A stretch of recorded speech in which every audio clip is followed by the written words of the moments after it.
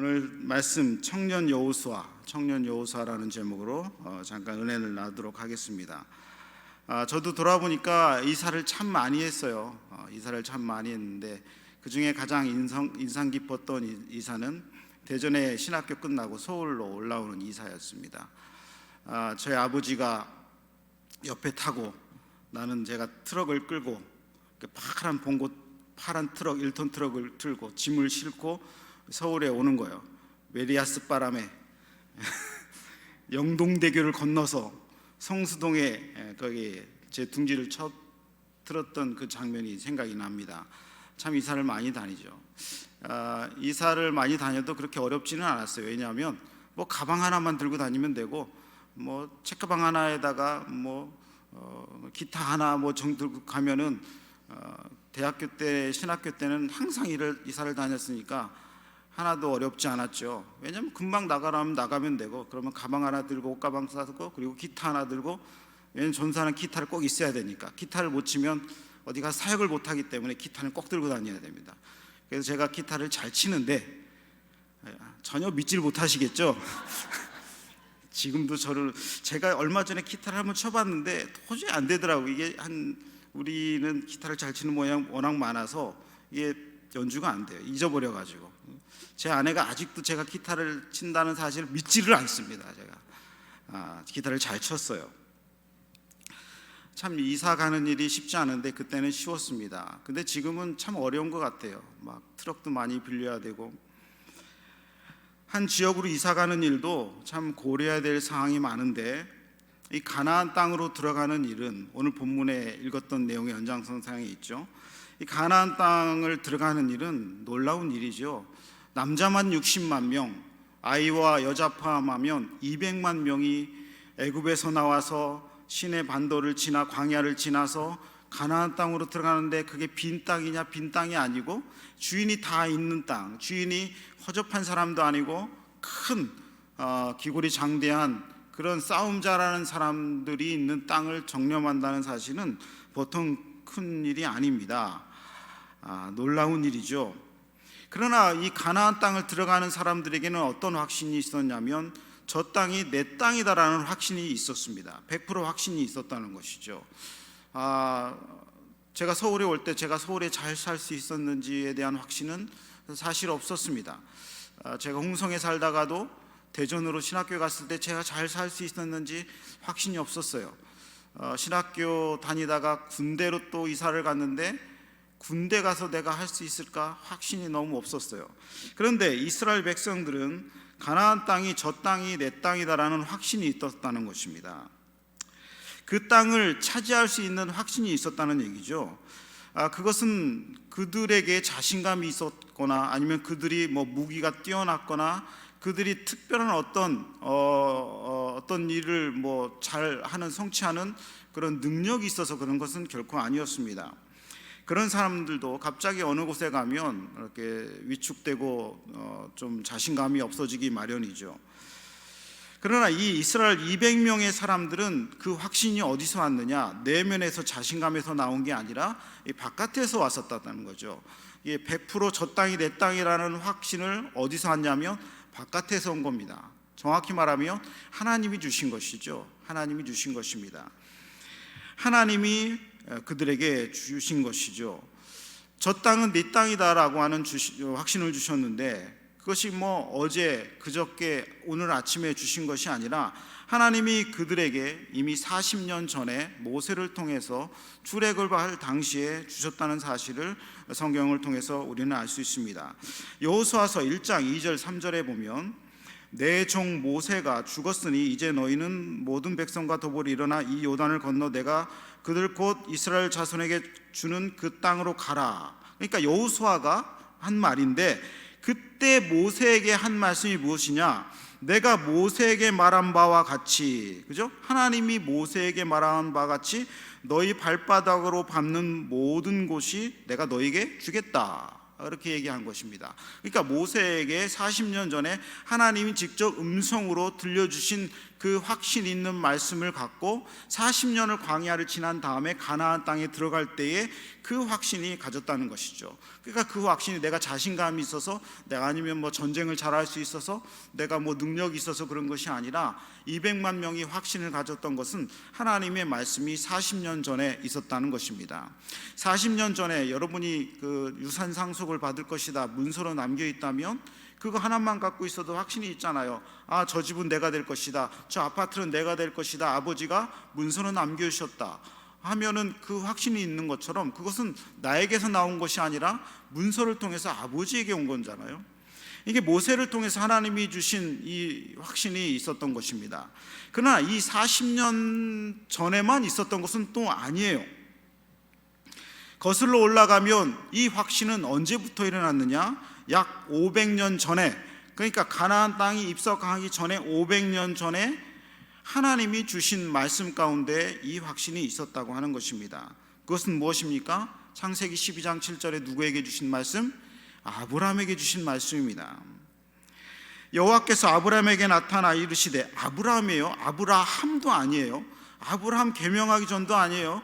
그러니까 하나님이 갈대아 우르에서 끄집어내어서 하란으로 보낼 때에 그 나오라고 하는 그 시점, 아직 우상 숭배를 하고 있었던 그 시점에 하나님이 여호와께서 아브라함에게 말씀하십니다. 내가 이 땅을 네 자손에게 주리라 하신지라. 자기에게 나타나신 여호와께 그가 그곳에서 제단을 쌓고, 그러니까 하나님이 그 아브라함에게 그 땅을 주리라고 약속을 하신 것이 500년 전이라는 거예요.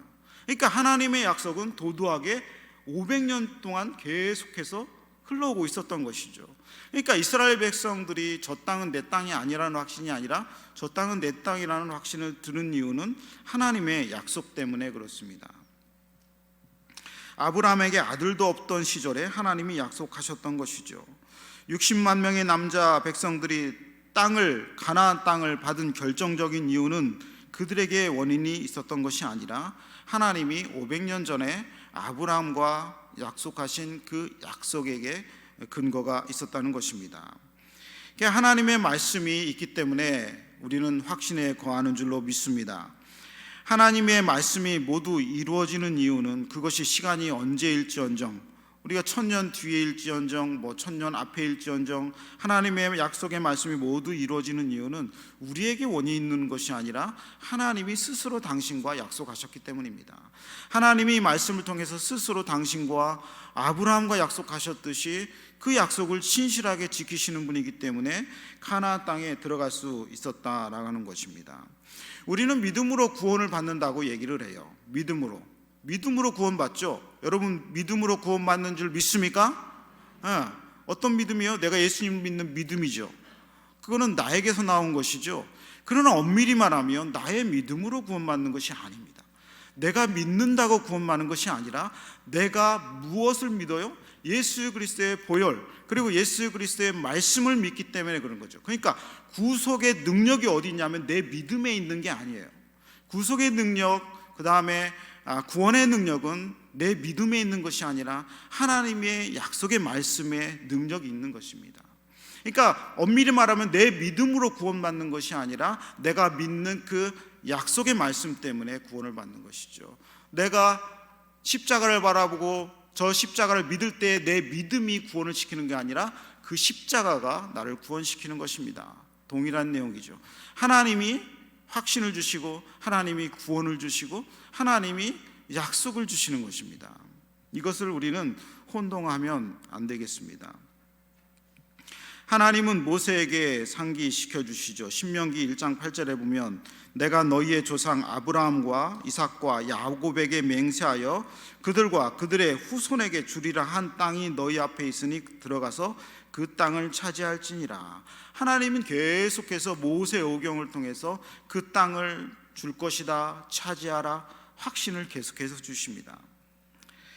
땅을 차지하는 원인이 이스라엘 백성에게 있는 것이 아니라 하나님 스스로에게 있는 것입니다. 여러분, 하나님은요 우리하고 상관없이 당신이 하신 약속을 반드시 지키신다는 사실을 믿으시기 바랍니다.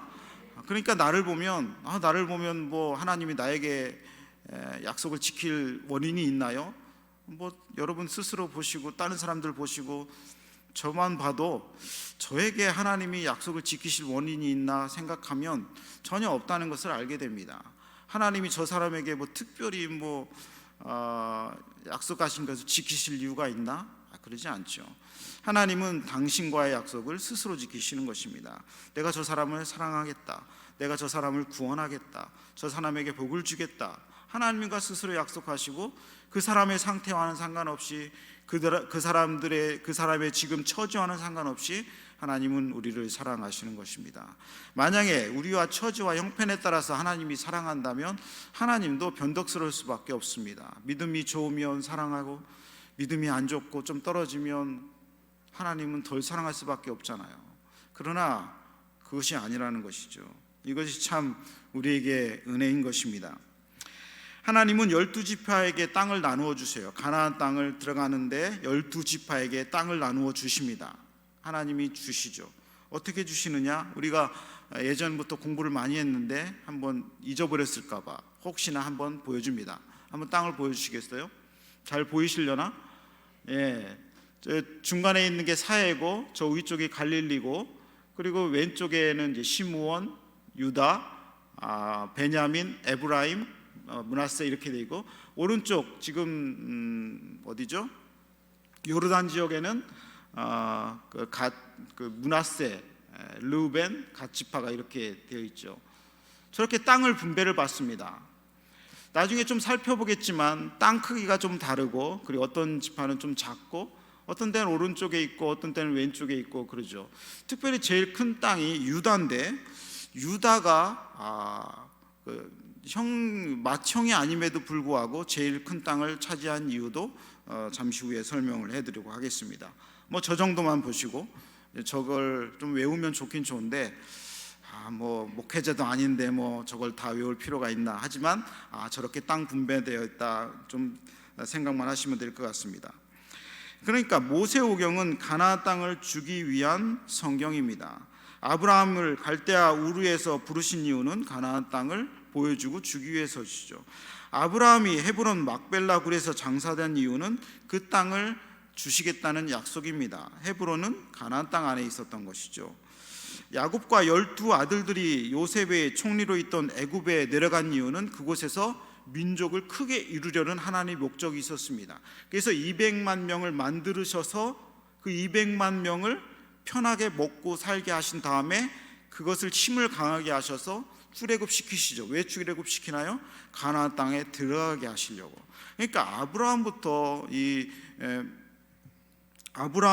이 모세, 야곱, 요셉 총리에 이르기까지 이 모든 과정이 하나님이 집요하게 가나안 땅으로 드리려는 목적을 향해 나아가고 있는 것이죠. 그래서 출애굽한 이유는 가나안 땅에 입성시키기 위해서입니다. 모세를 세우신 이유도 가나안 땅에 입성시키기 위해서는 것이죠. 가나안 땅 입성이 이들에게는 꿈이었고 하나님에게도 꿈이 이루어지는 시점입니다. 그러니까 하나님도 설레셨을 것 같아요. 저 땅을 저렇게 분배하는 일이 얼마나 설레셨을까요? 내가 500년 전에 아브라함에게 약속한 그 땅을 이제 너에게 주니 하나님도 기쁘시고 이스라엘 백성들도 기쁘고 땅을 차지하는 이스라엘 백성들은 얼마나 감격이었겠습니까? 여러분, 하나님은 반드시 이루어 주시고 아까 찬송대로 여러분의 꿈도 비전도 하나님이 약속하신 것은 반드시 이루어 주시는 분인 줄로 믿습니다. 이것을 믿고 나아가셔야 돼요. 그런 확신이 없이 어떻게 우리의 인생을 살아가고 하나님이 주신 땅을 차지하겠습니까? 꿈의 가나안 땅 입성을 앞두고 하나님이 주신 땅 분배가 몇 가지 원칙을 하에 땅 분배가 이루어지는데요. 저 땅을 그냥 나눠주는 것이 아니었죠. 오늘 몇 가지 살펴보도록 하겠습니다. 가나안 땅을 나눠주는 방법은 첫 번째는 뭐냐면 제비뽑기였습니다. 따라합시다. 제비뽑기. 하나님이 여러분에게 땅을 나눠준다고 합시다. 여러분 바깥에 나가서 이 땅을 여러분 차지입니다라고 할 때 어떻게 나눠주면 좋을 것 같아요? 제일 공평한 방법은 돈을 갖고 오는 거죠. 돈을 한 주머니 들고 와서 그 10,000원짜리 땅 5,000원짜리 땅 나눠주면 좋지 않습니까? 우리 그러면 돈 많은 사람이 100만 원짜리 땅을 사면 아유 뭐 당연한 거, 난 돈이 없으니까 땅을 안 사도 돼, 그것도 이해하잖아요. 그러나 하나님의 방법은 그런 방법이 아니었습니다. 여러 가지 방법이 있지만 하나님의 방법은 제비를 뽑는 거였어요. 그래서 12지파를 놓고 그 중에 레위를 빼고 11지파가 제비를 뽑습니다. 제비를 뽑아가지고 땅을 차지하는 거예요. 왜 그래요? 땅을 차지할 때, 가나안 땅을 차지할 때에 하나님이 임의대로 나누어 주셨다는 것입니다. 하나님이 제비를 뽑는다는 것은요, 하나님이 계획하심이 있다는 얘기예요. 그러니까 하나님이 그 땅을 분배할 때에 인간의 생각과는 다르게 계획하심이 있어서 그걸 뽑을 때마다 하나님의 뜻이 하나하나 드러나는 것입니다. 이 제비 뽑기에 모든 백성들이 순종을 했습니다. 제비를 뽑아 그들에게 땅을 분배하셨죠. 민수기 26장 55절 56절 보면 오직 그 땅을 제비 뽑아 나누어 그들의 조상 지파의 이름을 따라 얻게 할지니라. 그 다소를 막론하고 그들의 기업을 제비 뽑아 나눌지니라. 그러니까 12지파의 땅 분배는 회의를 통해서 이루어진 것도 아니고, 전쟁에 누가 공을 세웠다고 해서 그 사람에게 더 많이 준 것도 아니고, 아니면 분쟁을 통해서, 재판을 통해서 이루어진 것도 아니고, 철저히 하나님의 주권에 따라서 제비 뽑기로 이루어졌다는 것입니다. 여러분, 마찬가지로 우리의 인생이나 역사는 하나님의 주권에 따라, 하나님의 역사에 따라서 흘러가는 것입니다. 하나님의 계획이 있는 것이죠. 하나님의 계획이 있는 것입니다. 여러분, 우리의 삶 가운데, 그리고 우리의 역사 가운데 하나님의 주권과 계획이 있다는 사실을 반드시 인정하시기 바랍니다. 나의 삶, 개개인의 삶에도요, 하나님의 뜻이 있다는 것이에요. 나를 향한, 저 사람과의 삶이 나의 삶과 다르죠. 그것은 제비뽑기입니다. 하나님이 주권적으로 나에게 역사하시는 거예요. 역으로 말하면 나에게도 분깃이 있다는 거예요. 11지파에게는 반드시 주어집니다. 어떤 사람이 10,000원짜리 들고 오고 어떤 사람이 1,000,000원짜리 들고 오면, 10,000원짜리 들고 온 사람은 땅을 살 수가 없잖아요. 그건 인간의 방법이에요. 많이 갖고 온 사람은 많이 살 수밖에 없잖아요. 그건 인간의 방법이죠. 그러나 제비뽑기는 11지파가 어느 곳이든 얻을 수 있었다는 거예요. 그러니까 하나님의 계획 안에는 그 사람을 향한 특별한 계획하심과 그 사람만을 향한 제비가 있다는 사실을 믿으셔야 됩니다. 여러분을 향한, 그리고 저를 향한, 그리고 여러분의 자손을 향한, 한 명 한 명을 향한 하나님의 특별한 주권적인 섭리가 있다는 사실을 믿으시기 바랍니다. 이것을 내 편에서 보면은 감사한 거죠. 나에게도 분깃이 있구나, 나에게도 분깃이 있구나. 저 유다만 크게 받는 게 아니네. 내가 작은 베냐민 지파인데도 작은 땅이라도 나에게 있네. 내 분깃이 있는 거예요. 이미 주신 분깃도 많지 않습니까? 그리고 앞으로도 주실 분깃이 있는 거예요. 가나안 땅 입성할 때 어떤 지파는요 조금 비열했습니다. 어떤 지파는요 싸움을 안 했어요. 어떤 지파는요 죄만 저질렀습니다. 그런데도 들어갈 때는 동일하게 제비뽑기가 시작이 되는 거예요. 놀라운 하나님의 은혜 아닙니까? 인간의 공로가요 크게 쓸모가 없습니다. 뭐 엄청나게 헌신했다고, 엄청나게 의롭다고요.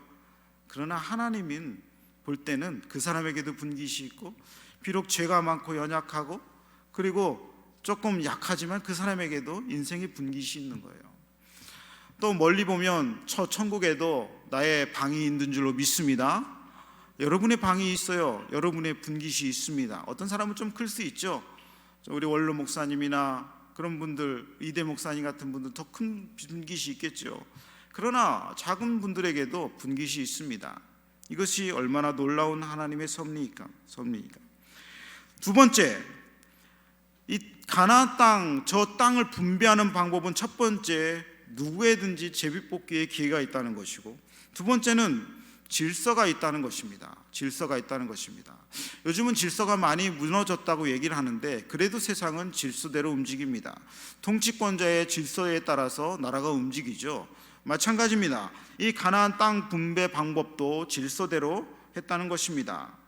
땅 분배의 주관자는 오늘 성경의 51절에 나오는 대로 제사장 엘르아살과, 제사장 종교 담당자죠, 그리고 눈의 아들 여호수아, 정치 지도자죠. 최고 권력자입니다. 그리고 이스라엘 자손의 지파의 족장들, 12지파의 족장들 대표가 나와서 땅을 분배하는 일을 담당하게 되는 것입니다. 우리가 마음껏 갖고 싶다고 해서 가질 수 있는 것은 아니었다는 것이죠. 나는 저 땅을 갖고 싶어, 그래서 가질 수 있는 것이 아니었습니다. 하나님이 주시는 섭리에 따라서 제비를 뽑되 그 주관을 누가 합니까? 질서 있는 사람들이 주관한다는 것이죠. 하나님은 어떤 일을 할 때 반드시 사람을 세우셔서 일을 한다는 사실을 기억하시기 바랍니다.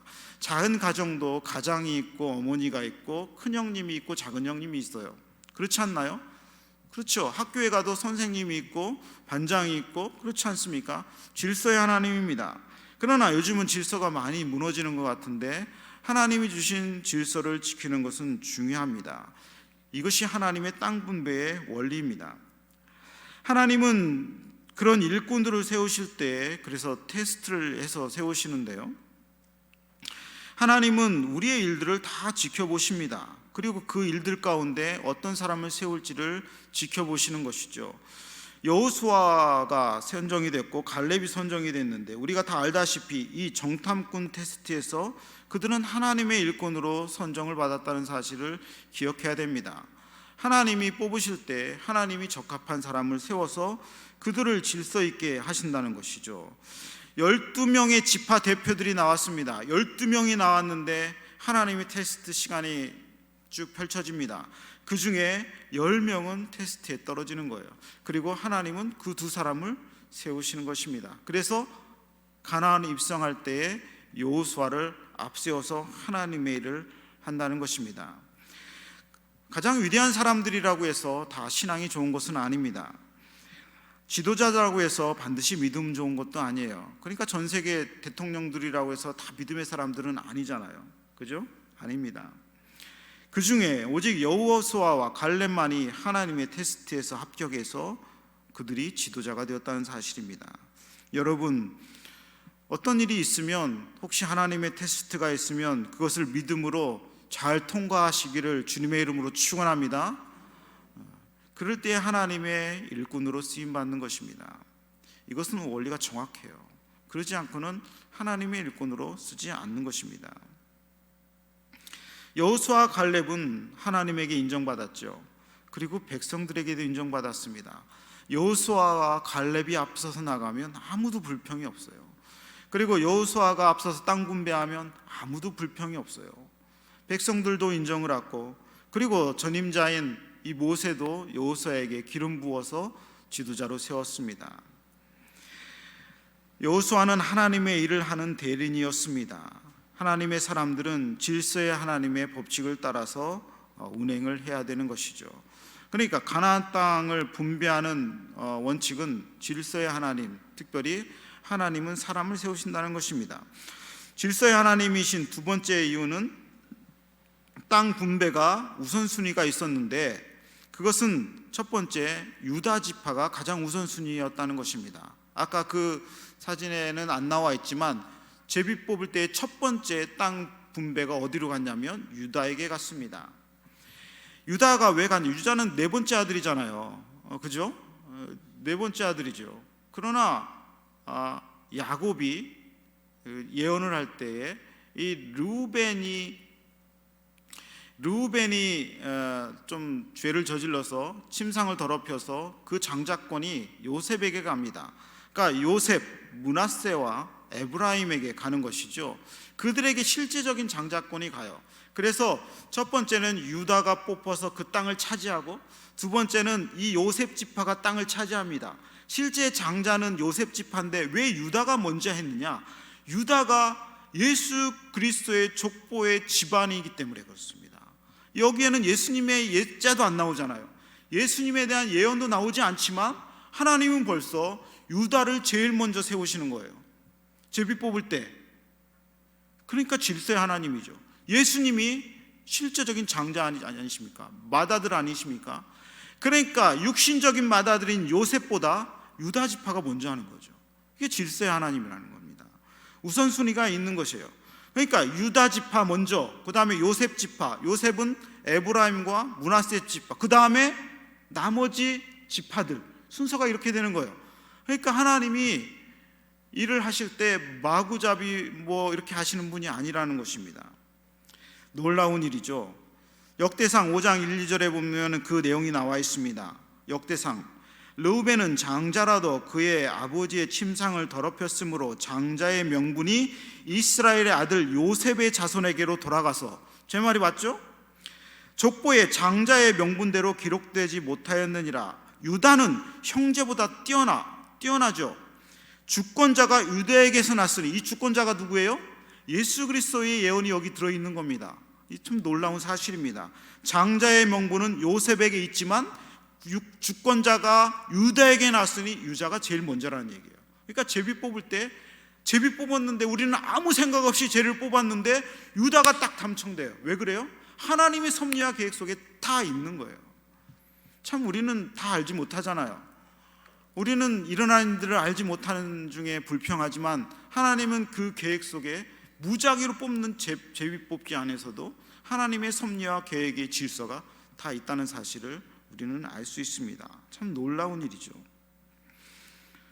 세 번째, 가나안 땅은 인구 순서대로 땅의 크기가 결정되었다는 것도 놀라운 사실입니다. 아까 그 사진을 잠시 보여줄 수 있나요? 땅 지파, 잘 안 보일 수 있지만 유다 땅이 제일 큽니다. 유다가 예수님의 족보이기도 하지만 제일 큰 이유는 유다 인구가 제일 많았습니다. 유다 족속이 76,500명으로 제일 많았어요. 그리고 그 다음 순서대로 땅 크기가 정해졌다는 사실을 볼 수 있습니다. 참 하나님이 땅 크기도 정해주셔요. 여러분에게 주신 땅은 얼마일까요? 숫자대로. 저는 이렇게 해석이 됩니다. 참 많은 사람들을 사랑한 사람, 많은 사람들을 전도한 사람이 참 큰 땅을 차지하겠구나. 하나님께 진실로 헌신한 사람이 큰 땅을 차지하겠구나. 그런 생각을 하게 됩니다. 여러분, 저도 그렇고 전도 많이 합시다. 네, 전도 많이 합시다. 그리고 헌신도 많이 하시기 바랍니다. 저도 그렇게 해야 됩니다. 그러니까 하나님이 인구가 많은 족속에게 큰 땅을 주셨어요. 그리고 예수님이 나오는 족속을 먼저 주셨고, 그러니까 유다가 위대한 족속이죠. 그 다음은 제가 볼 때 자녀를 좀 많이 낳으면 자녀를 좀, 제 해석입니다. 제가 조금 3명이라도 낳기 때문에 저를 좀 위로하려고 제가 이렇게 해석을 합니다. 아닐 수도 있어요. 5분도 낳을 수도 있고, 어떤 사람은 10명도 낳고. 오늘 송기론 목사님이 당신의 어머니 보고 건강해졌는데, 어머니 그러면 아기 낳을 수 있어요? 이렇게 물어봤다고 아침에 해서 빵 터졌는데, 연세 드신 분도 아기 낳을 수 있나요? 좀 저에게 그런 위로가 되는 것 같습니다. 천국에서는 이런 좀 전도를 많이 한 분, 헌신을 많이 한 분, 자녀라도 많이 한 사람이 좀 그렇지 않을까. 기도도 많이 하고 성경도 많이 읽고 하나님께 더 가까이 한 사람이 더 큰 땅을 차지하지 않을까, 그렇게 생각을 합니다. 그런데 어떻게 이렇게 땅 분배가 신속히 이루어졌는지 놀랍고요. 그리고 각 지파에게 땅을 공평하게 나누어진 일도 쉬운 일이 아니었을 것 같습니다. 오늘날처럼 땅이 딱딱딱딱 정해져서 구획 정리가 된 것도 아니고, 그런데 어떤 사람들 한 명도 불평이 없이 이렇게 진행이 됐을까? 그것은 아까 처음에 얘기한 것처럼 하나님의 계획이 있었기 때문에, 하나님 말씀 때문에 그렇게 된 것이고요. 그러니까 하나님 말씀 때문에 우리는 하나도 불평이 없고 한 목소리를 가지고 한 교회를 섬기잖아요. 그 이유는 다양한 사람들 중에 하나님 말씀이 있기 때문에 그렇습니다. 두 번째는 뭐냐면, 특별히 살펴보려는 내용인데요, 백성들을 설득력 있고 충실하게 인도할 여호수아가 있었다는 사실입니다. 여호수아가 있었다는 사실이죠. 그러니까 위대한 지도자가 그들을 평안하게 만들었다는 것입니다.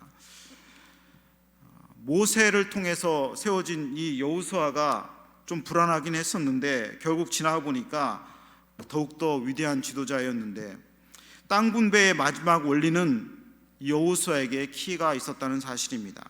여호수아 때문이죠. 좀 더 깊이 나눠 볼 내용이라고 생각이 됩니다. 땅 분배 장면에서 왜 여호수아가 위대한 지도자인가를 알 수 있습니다. 저도 그렇고 여러분에게도 그렇고 여러분 처한 자리에서 여러분도 위대한 리더가 되시고 위대한 지도자가 되시고 그리고 남에게 큰 도움을 주는 위대한 그런 사람들이 되시길 바랍니다. 한 가정에서도 그렇고 한 기업에서도 그렇고 한 목장에서도 그렇고 한 교구에서도 그렇고 다 마찬가지입니다. 어느 누구든지 여러분은 다 그리스도인으로서 다른 사람들을 이끌어내는 리더가 되는 것이죠. 여호수아의 모습을 통해서 그런 모습을 살펴보자는 것입니다. 땅 분배 장면을 보면 왜 여호수아가 위대한 지도자인지를 알 수가 있습니다. 이 여호수아가 하나님의 큰 사람인 이유는 그는 먼저 하나님의 말씀에 의거해 땅을 배분했다는 것입니다. 하나님 말씀에 의거했다는 것이에요. 세상의 지도자들은 정치 권력이나 권세나 군사력 갖고 세상을 지배하지만 하나님 말씀을 따르는 사람들은요, 하나님 말씀을 갖고 있는 사람이 지도자가 됩니다. 하나님 말씀이 심중에 있는 사람이 지도자가 되는 거예요. 그는 자신의 마음대로 하지 않고 하나님이 시키신 대로 제비를 뽑았어요. 정치 권력자 갖고 있으면 마음대로 할 수 있잖아요. 그러나 그렇게 하지 않았습니다. 그리고 하나님 말씀대로 인구수대로 나누어졌고 그리고 지파의 조상 이름으로 땅을 분배해 줬습니다. 여호수아가 당연한가요? 당연하다고 생각합니까? 한번 우사 사건을 보세요. 블레셋에서 뺏겨온 언약궤를 찾아오는 장면이 열왕기 그리고 역대기에 등장을 합니다. 기란 여아림의 아비나답에 있는 법궤를 운반해서 오는데 법궤를 수레에 싣고 오자 나곤의 타작마당에서 이 소들이 뛰자 법궤가 흘러내립니다. 그러자 우사가 딱 잡아요. 그 즉시 어떻게 됩니까? 그 즉시 죽어버리죠. 왜 법궤를 잡기만 했는데 죽었을까? 우리는 다 알잖아요. 그것은 법궤는 채에 꿰어서 고리에 꿰어서 법궤를 어깨에 제사장들이 메고 그것을 지나가야 되는 거예요. 들고 가야 되는 거예요. 그러니까 말씀을 몰랐기 때문에 우사가 죽었는데 우사가 그냥 그러면은 평범한 사람인데 그냥 모르고 죽었냐는 거예요. 그러지 않다는 것입니다. 더 중요한 포인트는 뭐냐면 우사는 제사장이었다는 거예요. 우사는 제사장인데 특별히 아비나답의 법궤가 있었는데 이 아비나답이 누구냐면 우사의 아버지예요. 그러니까 법궤가 20년 동안 자기 집에 있었던 거예요. 이해가 되십니까? 우사가 죽었는데 우사는 누구냐면 아버지가 제사장으로 있는데 제사장의 아들이었고 자기 집에 법궤가 20년 동안 있었던 거예요. 아침에도 나갈 때 법궤 받고 들어올 때도 받고 법궤 앞에서 밥 먹었고 법궤 앞에서 성경 읽었고 법궤 앞에서 기도했고 법궤 앞에서 말씀 전했고. 그런데 이 우사가 성경을 모르는 거예요. 성경을 몰라. 말씀을 몰라. 제사장이 자기 집에 법궤가 20년이나 있었음에도 불구하고 저 많이 회개했습니다. 가능성 두 가지예요. 첫 번째, 말씀을 정말 공부를 안 했던가, 아니면 말씀을 공부를 많이 했는데 말씀을 가볍게 여겼던가, 둘 중에 하나입니다. 이 여호수아는요, 싸움꾼이고 장군이고 정치 지도자였는데 하나님 말씀을 고지그대로 믿었습니다. 여러분, 어떤 사람이 리더가 됩니까? 하나님 말씀 그대로 믿고 순종하는 사람이 탁월한 리더가 되는 줄로 믿습니다. 그 사람이 리더가 되는 거예요. 저희 가정을 보니까 믿음의 사람이 리더가 됩니다. 먼저 나고 나중에 나고는 아무 상관이 없어요. 말씀을 알고 말씀대로 준행하는 사람이 가정을 이끌어가는 걸 볼 수 있어요. 그게 형님이든 막내든 며느리든 딸이든 간에, 아니면 집으로 들어오던 어떤 하인이든 간에 누가 리더가 됩니까? 말씀을 알고 그대로 순종하는 사람이 리더가 되는 것입니다. 두 번째, 여호수아가 위대한 지도자가 된 이유는 그는 먼저 공동체의 이익을 우선했다는 것입니다. 그는 이익이 자신이 먼저가 아니었어요. 지파의 땅 분배가 다 끝났어요. 지파의 땅 분배가 다 끝났는데 뭔가 허전해요. 뭐가 허전합니까? 다 땅을 받았는데 누구만 땅을 안 받았냐면 여호수아만 땅을 받지 않는 거예요. 땅을 지파들 다 나눠줬어요. 갈렙이 제일 먼저 받고, 그 다음에 유다 족속이 받고, 그 다음에 요셉 지파 두 지파가 받고, 나머지 지파가 받고, 그 다음에 레위인들도 분깃을 받았어요. 먹고 살 수 있는 분깃을 받았는데 누구만 남았냐? 여호수아만 남은 거예요. 놀라운 일입니다. 누가 리더입니까? 공동체를 먼저 생각하고 자신은 뒤에 이익을 남기는 사람이 진짜 지도자가 되는 것입니다. 보통 정치 지도자 큰 재벌 사람들이면은 자신의 땅을 더 크게 하고 남에게는 조금씩 나눠주고 뒤로 더 큰 것을 갖고 더 큰 지분을 갖지 않습니까? 그게 세상의 이치인데 여호수아는 그러지 않았어요. 지도자들은요, 맨 나중에 먹는 것입니다. 복도 지도자들은 제가 볼 때는 제일 마지막에 받는 게 좋은 것 같아요. 대신 헌신을 많이 하고 충성을 많이 하고 그런 것이죠. 여호수아는 제일 먼저 갈렙에게 땅을 분배해 주었습니다. 함께 동고동락하고 함께 노력했던 그 갈렙에게 땅을 주었던 거예요. 그리고 자신은 제일 마지막에 먹어요. 제일 마지막에 그 땅을 차지하는 사실이 놀랍습니다. 집안에서 밥을 먹는다고 해보세요. 집안에서 밥을 먹는데 밥상을 차렸어. 밥상을 차렸는데 보통 어떻게 합니까? 아버지가 먹죠. 그런데 가난한 집안이에요. 그럼 어떻게 합니까? 아버지가 밥을 밀죠. 누구한테 밀어요? 아들에게 밀고 막내에게 밀고 엄마에게 밀죠. 나는 바깥에서 먹고 왔어. 얼마나 멋진 아버지예요. 그런데 가난한 집인데 야, 아버지가 먼저 먹어야지. 굶어 가지고 그 아들들 딸들은 다 우인목으로 무릎 꿇고 보내고 아랫목에 앉아서 아버지가 그 김치찌개와 밥을 우걱우걱 먹으면 그 사람이 리더입니까? 아니죠. 그 집안은 망하는 것이 분명합니다. 그 아이들이 커서 아버지를 존경하지 않을 것이 분명해요. 억지로는 존경할 수 있지만 그러지 않아요. 여호수아는 땅을 다 분배한 다음에 마지막에 그 땅을 받았다는 사실을 기억하시기 바랍니다. 제일 충성스러운 사람에게 가장 좋은 것을 주고 자신은 마지막에 챙기는 것입니다. 그래서 지도자의 최고 항목은 희생과 헌신이라고 볼 수 있습니다.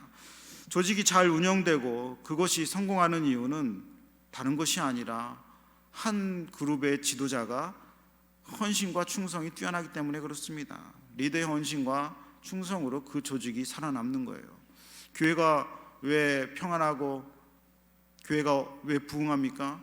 그것은요, 담임 목사님이 최고 헌신하기 때문에 그래요.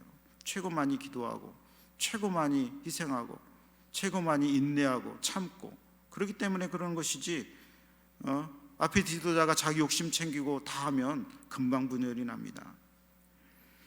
여호수아는 전쟁에서는 맨 앞에 달렸습니다. 나를 따르라 해가지고 자기는 죽어도 상관없이 여호수아 갈렙이 앞으로 쭉 가는 거예요. 그런데 그 전리품을 가질 때는 맨 마지막에 갈려요. 맨 마지막에. 놀라운 일이죠. 여호수아는 모세를 이은 이스라엘의 최고 지도자였고 정복전쟁의 사령관이었습니다. 누가 뭐래도 자기가 제일 먼저 제일 좋은 땅, 손 안 대고 건물이 남아있고 백성들이 들어가 고생 안 하고 살 수 있는 완전 목초지를 차지할 수 있었는데 그렇게 하지 않았어요. 아무도 시비 걸 사람이 없었음에도 불구하고 그러지 않았습니다. 그렇다고 하나님은 그 여호수아를 빈손으로 보내시나요? 절대로 그러지 않습니다. 하나님은 그런 사람을 빈손으로 보내는 분이 아닙니다. 마지막으로 여호수아가 받은 땅이 있습니다. 한번 읽어볼까요? 49절부터 50절까지만 읽어볼까요? 50절까지만 시작. 이스라엘 자손이 그들의 경계를 따라서 기업의 땅 나누기를 마치고 자기들 중에서 눈의 아들 여호수아에게 기업을 주었으니, 그죠? 마치고 여호수아에게 기업을 주었죠. 그 다음 50절 읽어봅니다. 시작. 곧 여호와의 명령대로 여호수아가 요구한 성읍 에브라임 산지 딥낫세라를 주매 여호수아가 그 성읍을 건설하고 거기 거주하였더라. 그죠? 여기에 그가 받은 땅 이름이 무엇입니까? 딥낫세라. 딥낫세라라고 하는 땅은 생전 들어보지 못한 것 같아요. 저도 성경을 많이 읽었는데 이 딥나세라라는 단어가 들어온 건 처음이었습니다. 이 딥나세라랑 함께 우리 눈에 들어와야 될 단어가 무슨 단어가 있냐면 딥나세라를 주매 그 다음에 뭐라고 했냐면 여호수아가 그 성읍을 건설하고 뭐예요? 그 딥나세라라는 땅을 받았는데 원래는 30몇 개의 성이 있는 여리고 성도 있고 아이 성도 있고 예루살렘 성도 있고 다 있잖아요. 성들이 많잖아요. 그런데 그 땅은 성이 없어. 그래서 여호수아가 그 땅에 들어가서 벽돌을 굽기 시작하는 거예요. 그때 다른 지파에게는 성을 다 주고 좋은 땅 다 주고 여리고성 주고 아이성 주고 자기는 성을 짓기 시작하는 거예요. 이 딥나세라 사진 한번 보여주시겠습니까? 딥나세라는 평지도 아니에요. 딥나세라는 다 저렇게 산으로만 되어 있는 땅이에요. 저기서 어떻게 성을 짓습니까? 저기 어떻게서 개간을 해요? 저기서 어떻게 농사를 지어요? 여호수아는 그 땅을 달라고 그런 거예요. 최고 지도자임에도 불구하고 그 땅을 달라고 하는 거예요. 여호수아가 왜 위대한 지도자인지를 성경을 통해서 알 수 있는 것입니다. 딥나세라는 황무지였어요. 평야도 아니고 산이었습니다. 여호수아가 분배다 받은 땅은 완성된 도시도 아니었고 앞으로 도시를 세워야 될 땅이었습니다. 에브라임 지파였던 여호수아는 소속 지파의 분배 집안들이 다 땅을 차지한 다음에 그 중에 제일 좋지 않은 그 땅을 차지했고 그리고 그 지역도 기름진 지역이 아니었습니다. 태양과 달을 멈추게 했고 그리고 그 여호수아가 가면 가나안 모든 족속들이 다 도망가는 위대한 지도자 여호수아가 그런 사람이었던 것입니다. 평생을 하나님과 이스라엘을 위해서 헌신했던 지도자가 자기 몫으로 요구한 것은 결코 지나치다고 볼 수가 없습니다. 그러나 더 놀라운 사실은 이 여호수아는 그런 사람이 아니었다는 것이죠. 하나님은 이런 사람을 미리 보고 그 안목을 보고 지도자로 세워서 사용하셨던 것입니다. 가나안 정탐꾼으로 하나님의 비전을 본 사람은 후에도 하나님의 비전대로 움직이게 되는 것입니다. 비전을 보고 그리고 공동체를 우선시하고 맨 나중에 그 땅을 차지하고 그리고 새로운 비전을 찾아가는 것이죠. 새로운 비전이 무엇입니까? 개간해야 될 넓은 황무지 그 땅 딥나세라를 보는 것입니다. 여호수아뿐만이 아니었어요. 갈렙이 받은 땅도 어떤 곳입니까? 여호수아 14장에 보면 갈렙이 처음 받은 땅도 있는데 그것은 헤브론이었습니다. 헤브론은 어떤 땅이었느냐? 헤브론은 그 가나안 지역에서 제일 힘센 아낙 자손이 있는 땅이에요. 아낙자 네피림의 후손 키가 3m나 되는 아낙 자손이 있는 땅을 달라 그런 거예요. 그러니까 다른 지역보다 가장 강한 군대가 있어서 싸워서 이겨야 될 곳을 갈렙이 달라고 하는 거예요. 다른 백성들에게는 좀 편하게 정복할 수 있는 땅을 주고 갈렙은 자신이 싸워서 진짜 다시 한번 혈전을 벌여서 이겨야 되는, 누가 강한 상대하고 싸우길 원해요? 약한 상대에 싸워가지고 땅을 차지하고 싶지. 갈렙이나 여호수아는 그런 사람이었습니다. 갈렙은 남들이 가기 부담스러워하는 치열한 전쟁을 치러야 될 헤브론을 달라고 그랬고, 여호수아는 아무것도 없이 새롭게 지어야 될 그 성읍을 달라고 했던 것입니다. 참 멋지지 않습니까? 하나님의 사람은요, 이런 멋이 있어야 되는 거예요. 하나님의 사람은 이런 멋이 있어야 되는 거예요. 땅 분배의 이야기의 시작은 갈렙이었고 마지막은 여호수아였는데, 서론이 갈렙 이야기였다면 결론은 여호수아의 이야기인 것입니다. 서론은 용기 있는 믿음으로 좋은 땅이 아니라 약속의 땅을 쟁취해 나가는 그런 청년 갈렙이었고, 그리고 결론은 겸손한 청년 여호수아, 그리고 비전 있는 청년 여호수아, 그 여호수아로 땅 분배가 맞춰졌다는 것입니다. 참 멋진 사람들입니다. 결론을 맺도록 하겠습니다. 가데스 바네아에서 12 정탐꾼으로 남은 두 지도자 갈렙과 여호수아의 영적 지도력은 저도 참 배우고 싶다, 그런 생각을 했습니다. 설교를 준비하면서 나도 이런 지도자가 될 수 있을까? 글렀나? 그런 생각도 해봤습니다. 그러나 아는 것이 어디예요? 뭐 되진 않더라도 알기라도 해야죠. 알지도 못하면 뭐 꿈도 못 꾸지 않습니까? 저에게 도전인 두 영적 지도자의 모델이 나왔다는 것입니다. 저는 평생에 이사한 횟수가 30번도 넘는데 참 가방 하나로 이사를 했다고 그랬죠. 서울에 트럭 몰고 와서 성수동 그 지하에 했어요. 저희 아버지가 방 얻어주랴 했는데 제가 싫다고 그랬어요. 저는 좀 살아보겠다고. 그래서 아버지가 그냥 2번 물어보지 않으시고 바로 그냥 내려가셨어요. 한 번만 더 물어보시지. 비만 오면 뛰쳐나갔죠. 물 찰까봐. 근데 그 깜깜하니까 기도가 되더라고요. 바퀴벌레랑 같이 앉아가지고 기도하니까 하나님이 꿈 주시더라고요. 기도하니까 또 하나님의 일을 하게 하시고 사역을 꿈꾸게 하시고 날마다 꿈꾸게 하시는 거예요. 이뤘다고 이루어진 게 아니에요. 여러분 뭔가를 이루셨습니까? 여호수아는 다 이뤘어요. 그러나 다시 성읍을 건설할 수 있는 땅을 달라고 하는 거예요. 그때 나이가 몇입니까? 여호수아의 나이 90세, 여호수아의 나이 90세, 갈렙의 나이 85세, 갈렙의 나이 85세에 나는 청년이다 하고 뛰쳐나가는 갈렙, 나는 90세에 저 성읍을 건설하겠다, 새로운 비전을 찾아 나가는 여호수아가 여러분 멋지지 않습니까? 여러분도 이런 인생이 되시기를 주님의 이름으로 축원합니다. 좀 하나님이 주셨잖아요. 그러나 그걸로 만족할 수 없지 않습니까? 더 큰 것 주실 거고 더 새로운 비전도 찾아서 나가셔야 되죠. 기도하는 중에 하나님 비전 달라고 하세요. 꿈 달라고 하세요. 헤브론 가서 싸우겠다고 얘기하세요. 반드시 확신 가운데 쟁취할 수 있는 그 땅을 주신 것입니다. 그 땅을 주신 거예요. 갈렙이 이 산지를 내게 주소서 그러지 않았습니까? 다 이뤘다고 평안하게 앉아있지 마시고 주신 것에 안주하지 말고 여전히 우리가 해야 할 일이 있다는 것을 복으로 알고 여러분 하나님으로부터 비전을 구하시기를 주님의 이름으로 축원합니다. 비전을 구하세요. 비전, 사명을 구하세요. 내가 앞으로 또 할 게 뭐 있습니까? 하나님 말씀해 주시면 내가 그것을 하겠습니다. 청년 여호수아처럼 청년 갈렙처럼 내 그 일을 하겠습니다.